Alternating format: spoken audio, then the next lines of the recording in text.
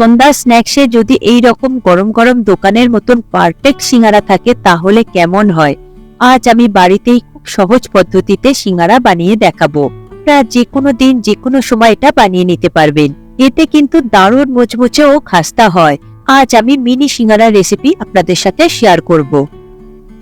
নমস্কার বন্ধুরা, কিচেন টেকনিকে আপনাদের সবাইকে স্বাগত। আমি মধুমিতা। আজ নিয়ে এসেছি একটা দারুণ স্বাদের রেসিপি, চলুন দেখে নেওয়া যাক।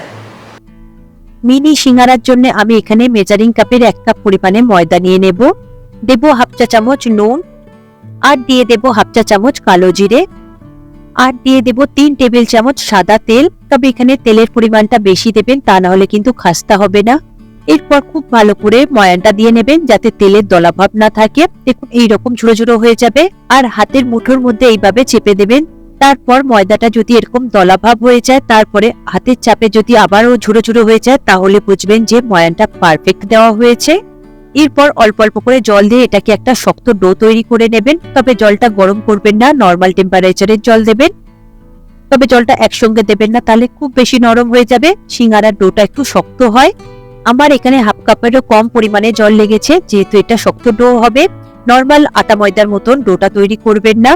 দেখুন ডোটা আমি খুব ভালো করে মেখে নিয়েছি। দেখুন ডোটা কিন্তু খুব একটা বেশি স্মুথ হয়নি। এটা পরে রেস্টে থাকলে আবার সুন্দরভাবে একটা স্মুথ হয়ে যাবে। এরপর এই ডোয়ের উপর থেকে কটনের একটা কাপড় দিয়ে দেব। তারপরে একটা ঢাকা আটকে এটাকে আমি 20 থেকে 25 মিনিটের জন্য রেস্টে রেখে দেব। এরপর সিঙ্গারার তরকারির জন্য আমি এখানে 3টে মিডিয়াম সাইজের আলু নিয়েছি। আলুটাকে দেখুন ঠিক ছোট ছোট করে কেটে নিয়েছি। ঠিক যেমন আপনারা ঘুগনির আলু কাটেন, ঠিক সেই রকমই ছোট ছোট করে কেটে নেবেন। তবে আলু কাটবার পরে অবশ্যই আপনারা জল দিয়ে ধুয়ে নেবেন, তা নাহলে কিন্তু আলুটা কালো হয়ে যেতে পারে। আলু আমি ধুয়ে জল ঝরিয়ে রেখেছি, এটাকে আমি সরিয়ে রাখলাম। এরপর নিয়েছি 2টো মিডিয়াম সাইজের পেঁয়াজ। পেঁয়াজটাকে আমি খুব ছোট ছোট করে কুচিয়ে নিয়েছি। পেঁয়াজটা আমি সরিয়ে রাখলাম। এরপর নিয়েছি অল্প করে একটু মটর। মটরটা আমি ওভারনাইট ভিজিয়ে রেখেছিলাম। তারপরে 2 থেকে 3টে মতো সিটি দিয়ে নিয়েছি। তবে সিদ্ধ করবার সময় সামান্য একটু নুন হলুদ দিয়ে দেবেন। এরপর সিঙ্গারার তরকারিটা তৈরি করে নেব। তার জন্য দেখুন একটা ফ্রাই প্যান নিয়েছি। গরম হলে দিয়ে দেব 2 থেকে 3 চা চামচ সর্ষের তেল। এখানে আপনারা সর্ষের তেলের ব্যবহার করবেন। তেল হালকা গরম হলে তার মধ্যে দিয়ে দেবেন 2টো শুকনো লঙ্কা কেটে। শুকনো লঙ্কা দিলে খুব সুন্দর একটা ফ্লেভার আসে। সিঙ্গারার মধ্যে শুকনো লঙ্কা ব্যবহার হয়। এরপরে লো ফ্লেমে একটু নাড়াচাড়া করে ভেজে নেবেন। তারপর এর মধ্যে দিয়ে দেব কুচিয়ে রাখা পেঁয়াজ।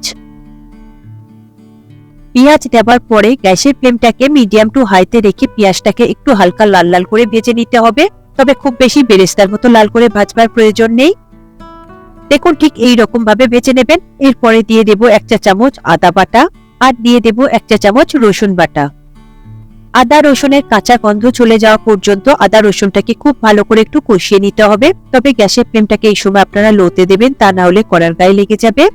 দেখুন আদা রসুন খুব ভালো করে কষানো হয়ে গিয়েছে। এর মধ্যে দিয়ে দেব কেটে রাখা আলু।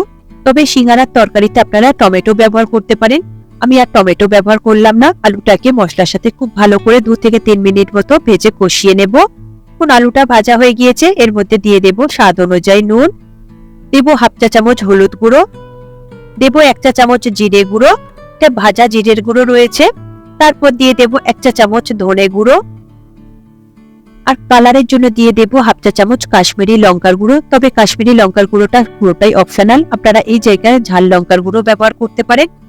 মশলা দেওয়ার পরে আলুর সাথে মশলাটাকে খুব ভালো করে কষিয়ে নেবেন, মোটামুটি 2 মিনিট মতো। তবে গ্যাসের ফ্লেমটাকে লোতে দিয়ে কষাবেন, তা না হলে কড়ার গায়ে লেগে যাবে।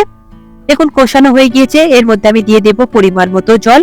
আমি এখানে হাফ কাপের একটু বেশি পরিমাণে জল দিয়েছি, যাতে আলুটা খুব ভালোভাবে সিদ্ধ হয়ে যায়। আপনারা প্রয়োজন মতো জলটা দিয়ে দেবেন, আলুটা যাতে খুব ভালোভাবে সিদ্ধ হয়ে যায়। জলের সাথে আলুটাকে খুব ভালো করে মিশিয়ে নেব। এরপর ঝালের জন্য দিয়ে দেব 2-3টে মতো কুচিয়ে রাখা কাঁচা লঙ্কা। কাঁচা লঙ্কা দেওয়ার পরে আরো একবার খুব ভালো করে মিশিয়ে নেবেন। তারপরে এটাকে ঢেকে দেবেন। ঢেকে এটাকে লো টু মিডিয়াম ফ্লেমে 7 থেকে 8 মিনিটের জন্য সিদ্ধ হতে দেবেন। দেখুন 8 মিনিট পরে আমি ঢাকা খুলে দেখছি, জলটা একদমই দেখুন কমে গিয়েছে। আলুটা কিন্তু পারফেক্ট ভাবে সিদ্ধ হয়ে গিয়েছে। আলুটাকে খুব ভালো করে আরো একবার মিশিয়ে নেব। তারপর এর মধ্যে দিয়ে দেব সিদ্ধ করে রাখা মটর। মটর দেওয়ার পরে গ্যাসের ফ্লেমটাকে লোতে করে দেবেন, দিয়ে খুব ভালো করে মিশিয়ে নেবেন। এখানে কিছু আলু একটু এইভাবে ভেঙে দেবেন, এতে করে দেখতে খেতে দুটোই বেশ ভালো লাগে। যেহেতু সিঙ্গারার আলুগুলো এইরকমই হালকা কয়েকটা করে ম্যাশ করা থাকে। এরপর উপর থেকে দিয়ে দেব পেঁয়াজ কুচি। আমি এখানে মিডিয়াম সাইজের একটা পেঁয়াজ কুচিয়ে নিয়েছি। নামানোর আগে এইভাবে পেঁয়াজ কুচি দিলে এতে করে সুন্দর একটা ফ্লেভার আসে। আর দিয়ে দেব হাফ চা চামচ গরম মশলা গুঁড়ো, গরম মশলা আর পেঁয়াজ দেওয়ার পরে খুব ভালো করে মিশিয়ে নেব। তবে তরকারিটা কিন্তু একটু শুকনো শুকনো হবে, যেন তরকারিটা কোনো রকম রসালো ভাব না থাকে বা ঝোল ঝোল না থাকে, তাহলে কিন্তু সিঙ্গারাটা পারফেক্ট হবে না। দেখুন সিঙ্গারার তরকারি আমার রেডি হয়ে গিয়েছে, একদম শুকনো শুকনো তৈরি করে নিয়েছি। এটাকে এবার অন্য পাত্রে আমি ঢেলে নেব। এরপর আমি ময়দার ডোটা দেখে নেব। দেখুন ময়দার ডোটা কত সুন্দরভাবে শেড হয়ে গিয়েছে। এরপরে হাত দিয়ে খুব ভালো করে মেখে নিতে হবে, যাতে খুব সুন্দর একটা স্মুথ হয়। দেখুন হাত দিয়ে মাখবার পরে কত সুন্দর স্মুথ হয়ে যাচ্ছে। তবে এখানে কোনো রকম ময়দা কিংবা তেল ব্যবহার করবেন না। এরপর এটাকে আমি লম্বা করে নেব, যাতে ছোট ছোট পিস করে নিতে পারি। এগুলোকে এবার আমি ছুরির সাহায্যে কেটে নেব। তবে লেচিগুলো একটু মিডিয়াম সাইজের করেছি, যেহেতু একটা লেচি বেললে দুটো সিঙ্গারা তৈরি হয়, ঠিক সেইভাবে আপনারা তৈরি করে নেবেন। যেহেতু এটা আমি মিনি সিঙ্গারা বানাচ্ছি, তাই লেচিগুলো একটু ছোট সাইজেরই হবে। তবে এই পদ্ধতিতে আপনারা কিন্তু বড় সিঙ্গারাও তৈরি করে নিতে পারবেন, শুধু লেচির পরিমাণটা একটু বড় করে নিলেই বড় সিঙ্গারা তৈরি হয়ে যাবে। তারপরে দেখুন এগুলোকে আমি একটা বোলের মধ্যে তুলে নেব, নিয়ে একটা লেচি নেব, নিয়ে এটাকে আমি বেলবো। তবে বেলবার সময় কোনো রকম তেল কিংবা ময়দার ব্যবহার করবেন না। দেখুন একটা লেচি নিয়েছি, লেচিটাকে এইভাবে লম্বা করে বেলবেন। লেচিটাকে লুচির মতন কিন্তু একদমই গোল করবেন না, ঠিক যেন এরকম লম্বা টাইপের হয়। দেখুন ঠিক আমি যেভাবে বানাচ্ছি আপনারা ঠিক সেইভাবেই তৈরি করবেন। এখন বেলা হয়ে গিয়েছে, তারপরে একটা ছুরির সাহায্যে মাঝখান থেকে দুভাগ করে নেবেন। দুটো টুকরো হয়ে গেলে একটা টুকরো হাতের উপরে এইভাবে তুলে নেবেন। তারপর একটা বোলের মধ্যে দেখুন আমি জল নিয়েছি, আঙুলের সাহায্যে সামান্য একটু জল নিয়ে এইরকম লম্বা সাইডটাকে দিয়ে দেবেন। তবে খুব বেশি জল দেবেন না। জল দেওয়ার পরে ঠিক আমি যেভাবে ফোল্ড করছি ওইভাবে আপনারা ফোল্ড করে নেবেন। ওটাকে একটু চেপে চেপে ভালো করে আটকে দেবেন, যাতে খুলে না যায় আলুর পুর দেওয়ার পরে। সিঙ্গারার কভারটা তৈরি হয়ে গিয়েছে। এরপরে আমি পরিমাণ মতো আলু দিয়ে দেব। যেহেতু এটা মিনি সিঙ্গারা, তাই পুরের পরিমাণটাও কম দেবেন। খুব বেশি আলুর পুর দিলে এতে করে ফেটে যাবে সিঙ্গারাগুলো। পর ময়দার উপরের সাইডটা একটু জল লাগিয়ে দেবেন। তারপর একটা সাইডের কোণ থেকে এইভাবে চেপে ওই জোড়ার জায়গায় আটকে দেবেন। খুব ভালো করে এগুলোকে একটু চেপে চেপে আটকে দেবেন। তারপর উল্টো সাইড থেকে যে কোণটা রয়েছে ওটা এনে ঠিক এই কোণের সাইডে এইভাবে আটকে দেবেন। ঠিক আমি যেভাবে তৈরি করেছি আপনারাও ঠিক সেম পদ্ধতিতে তৈরি করবেন। দেখুন কত সুন্দরভাবে তৈরি হয়ে গেল একদম মিনি সিঙ্গারা। তবে দেখতে কিন্তু একদম দোকানের সিঙ্গারার মতনই হবে। আমি আরো একটা সিঙ্গারা আপনাদের বানিয়ে দেখিয়ে দেবো, যাতে আপনাদের বুঝতে সুবিধা হয় কিভাবে আমি সিঙ্গারাটা ফোল্ড করছি। প্রথমে ময়দার ওই কাটা অংশটা নেবেন, তারপরে এই সোজা দিকের অংশটাতে অল্প করে একটু জল লাগিয়ে দেবেন। তারপরে এটাকে ঠিক এইভাবে দুভাঁজ করে নেবেন। ঠিক কোনাকুনি এইভাবে করবেন, একটা কোণের মতো তৈরি করবেন। তবে এগুলোকে একটু চেপে চেপে মুড়ে দেবেন, তা না হলে আলুর পুর দেওয়ার পরে খুলে যেতে পারে।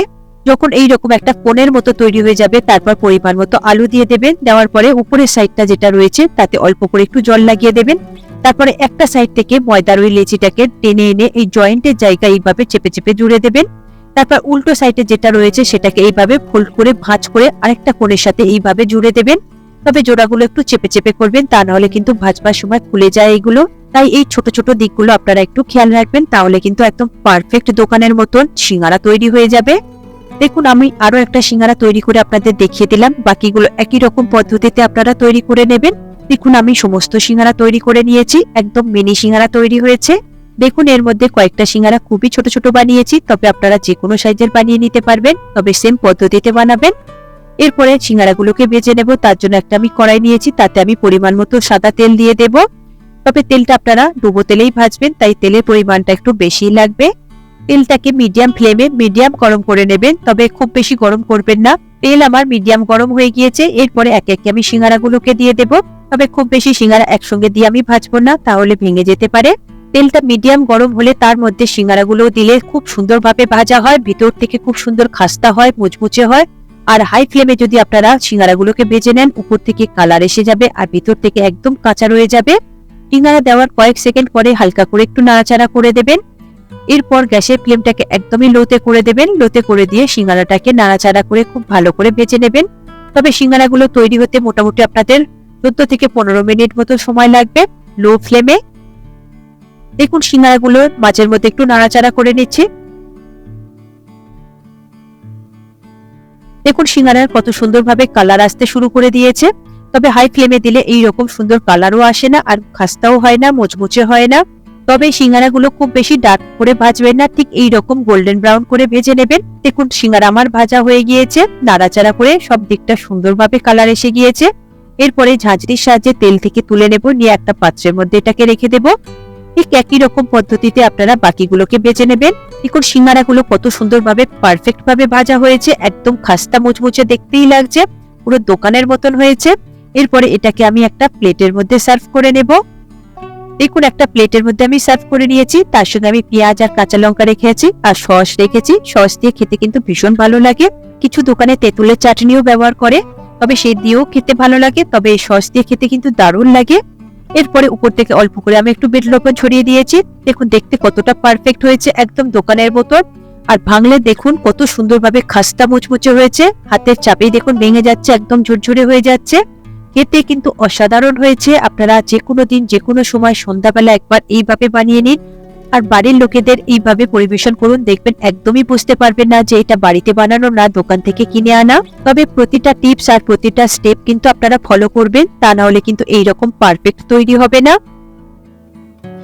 এই রেসিপিটি আপনাদের কেমন লাগলো কমেন্টে অবশ্যই জানাবেন। আর যদি ভালো লেগে থাকে তাহলে লাইক শেয়ার করবার অনুরোধ রইল। সাথে এই রকম সব নিত্য নতুন রেসিপি পাওয়ার জন্য কিচেন টেকনিককে সাবস্ক্রাইব করে রাখবেন। আজ তাহলে এই পর্যন্ত, আবারও দেখা হবে অন্য কোনো রেসিপির সাথে। সবাই ভালো থাকবেন, সুস্থ থাকবেন, আর ভিডিওটি পুরো দেখার জন্য অসংখ্য ধন্যবাদ।